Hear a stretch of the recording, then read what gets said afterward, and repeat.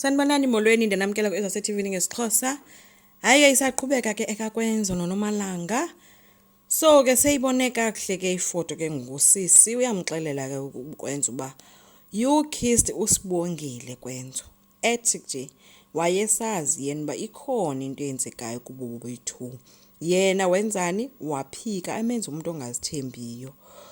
Bemgibisana ngecushions ke ubengathi sunshine Kwenzo watsho waphakama ke uSunshine wamshiya apho enestress uKwenzo chophile kaphezulu kwecouch wabe sabona uKwenzo maniphakame ndimlandele uNomalanga. Sibongile yena ubusy ke kwaDlamini wenza isibonzi uhleli noNomfundo bayazincokolela. Gqi uNomalanga ethetha yedwa ethi siphe esisidwedwe sentombazana. Watsho iya kuSiboyo umbamba ngewashing.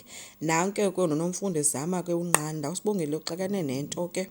Nomalanga uthi indlela amnyanyisa ngayo umonyanya ngasangamthufela namathe ebusweni. uSibongile umile ke yena ngelithi ndenzeni sisinomalanga.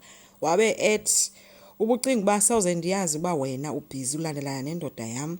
Hayi ke uSibongile waphika esithi hayibo ayikho indoda endiyigijimisayo mna. So uNomalanga uthe wena Sibongile ufikile apha ekhaya uyintombazana nje ehloniphayo ethuleyo kanti ngudoti wentombazana. Phofu ke uyamtshova apha esifubeni akathethi nje kakuhle naye ethi uyaxoka and uthi into endingonyanyisa ngako ukuxoka nje andiyifuni into yenzayo ethi nje wena ubhizi lonke ixesha ulandela nendoda yam ufuna ilife yam ufuna indoda yam. Xa ezama uthetha ke uNomalanga uthe ndonyanyiswa nayo indlela oxoka ngayo ke Sibongile. uNomfundo ke akathethi nelimdaka ke ubambe nje uSibongile. Kuthe kusenjalo kwafika uPhetheni noVusi wabe sethi gqinogcina bebuza uba kwenzekani kanti uthe ke engekachazi kwabe sekufika uKwenzo ekhwaza uNomalanga ethi ucela angabafaka abanye abantu kule nto yabo. Hayi ke uPhetheni watsala uNomalanga ethi makatsho kwenzeke ntoni. Uthule kuNomalanga ujonge nje uSibongile wabe sejika ejonga Kwenzo sithi baxelele Kwenzo uba kwenzeke ntoni. Wabe sengenelela ke noPhetheni ethi kanti kwenzekeni apha. uSibongile uyakhala nguNomalanga uyakhala wena Kwenzo uthule. Uzamile ke ukuthetha ke uKwenzo ethi bekungamelanga kuba yonke lento ivele kanjena. Wabe sebuza ke noVusi uba kanti kwenzekeni Kwenzo. Uthe ngekaphenduli ke uKwenzo wathi gqi umaqina songowenzeni ethi hayibo ngeke niyikholelwe etrendayo. uVusi uthe hey kha usimele ngomgosi we-social media wathi wenzeni uba ubusazi kutrenda le family yethu ke. Wagijima kuVusi wathatha ifoni ke kuwenzeni uthe xa ejonga wafika kukho nala foto kaSibongile noKwenzo bekhisana wabe sesithi hey hayi ngumhlolo wabe senika uPhetheni wabe uPhetheni seyibona ke naye lo foto ba nanku uSibongile noKwenzo bayancamisana. uVusi engasamjonganga kakubi ke uKwenzo uNomalanga uyalila uPhetheni wajonga nje kuKwenzo wabuya wathi ye wena tsho kuSibongile ethi sowuthandana noKwenzo ngokwena. Sibongile wanikina nje inhloko yakhala wathi kuKwenzo Kwenzo ngapha uthi I'm sorry. Ke kwayohlalwa ke etafuleni ke kwifamily. Sibongile yena njengomsebenzi umile ngenyawo.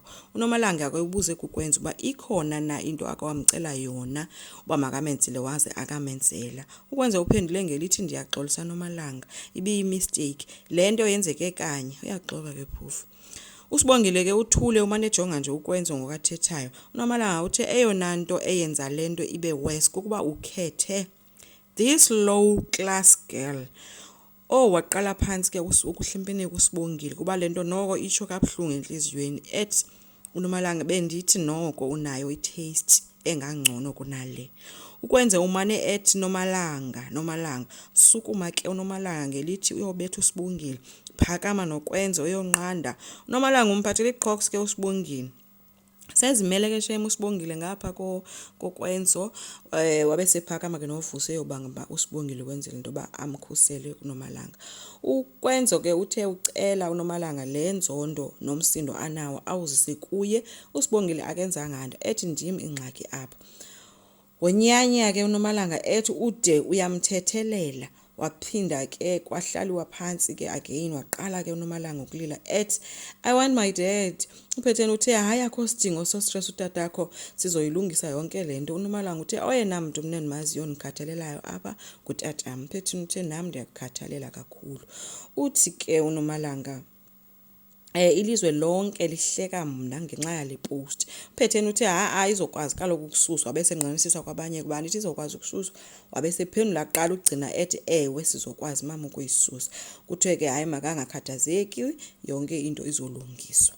uNomalanga uthe ke kuKwenzo wayemxelele ke ngayo yonke lento nangokuba uSibongile ucomfortable kangakanani wabese yena Kwenzo into wandenza ndazidoubt ngayo into endiyithethayo wandenza umuntu ongakwazi ukuzithemba njengentombazana. Wangenelela ke noPhetheni ethi uba indlela endikhulise ngayo le Kwenzo kuyacaca uba ndohlulekile as a parent. uKwenzo uthe uyaxolisa kumamakhe wathi uxolisa nangokuba kanti umenze waziva kanjalo. uSibongile yena uyalila ke umile waqhubeka ke uKwenzo esithi kodwa ke into endizawuyitsho njengangoku iza kuphoxa kakhulu. Watsho wajonga uSibongile watsho wathi uSibongile ndiyamthanda watshintsha nditsho apha ebusweni wanesa smile kwaphexeka wonke umuntu etafuleni nditsho noSibongile ke bengalindelanga uba angayitsho kanjena. uNomalanga oko enikina nje intloko engabhilivi usisi intoba kukhethwe uSibongile. Asazi ke uba izawuphelela phi. Enkosi ngicela siqhubeke subscribe, like, singakhomenta futhi. Bye.